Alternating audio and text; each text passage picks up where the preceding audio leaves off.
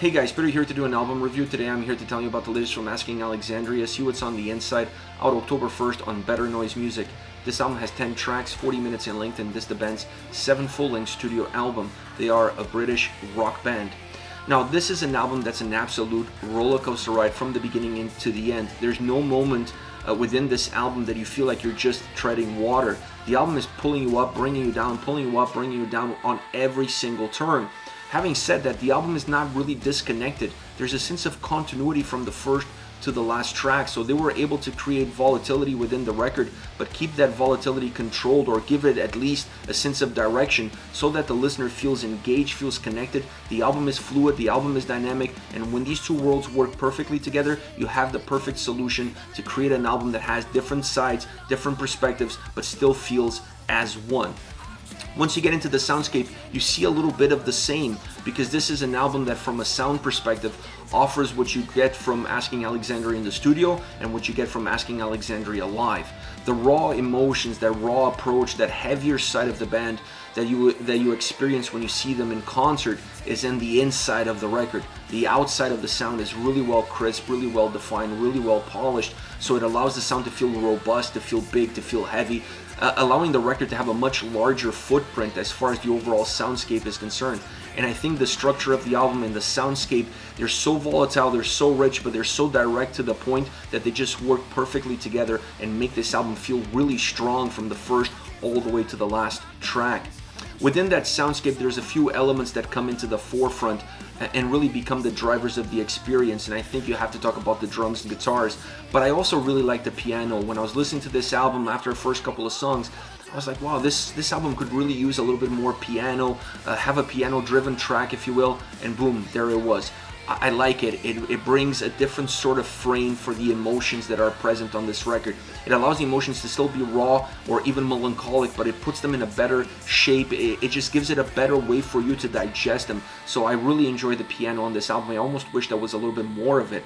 But the guitars and drums really become the two motors of this record. The drums offer a lot of warmth to the sound. They ground the record, they give a foundation to the album, and give it a little bit of that robust presence that the record has sung in and sung out.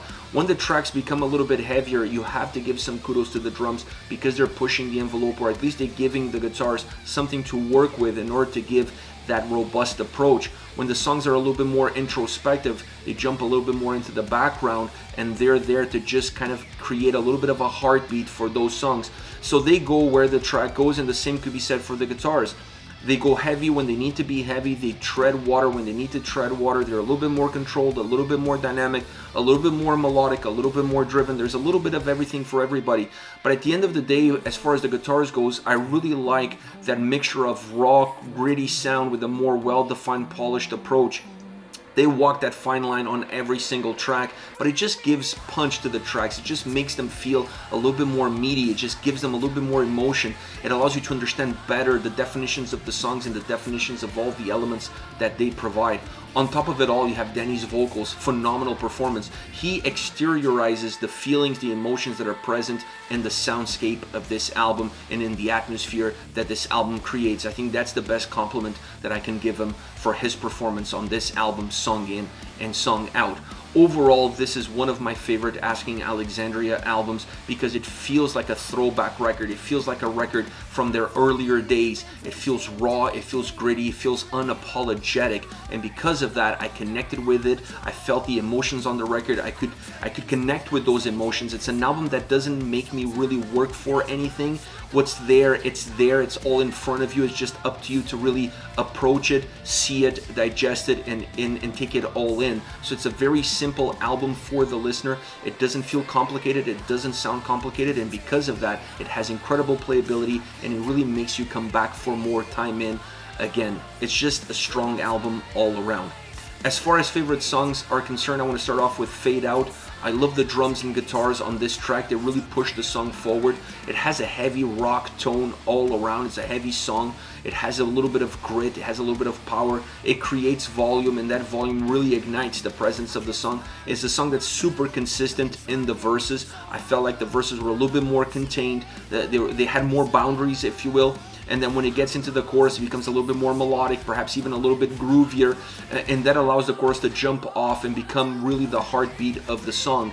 So it's a track that has these ebbs and flows between the verses and the chorus, these ups and downs, this a little bit of an emotional roller coaster is built into this song, a track that really represents the album well. It's a song that has all of the elements that you're going to see throughout this entire record.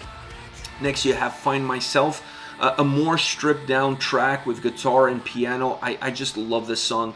I love how it sounds, I love how it feels, I love the combination of the piano and the guitar, how those two elements work so well together. The vocals add a little bit of melancholy to the already melancholic atmosphere of this track.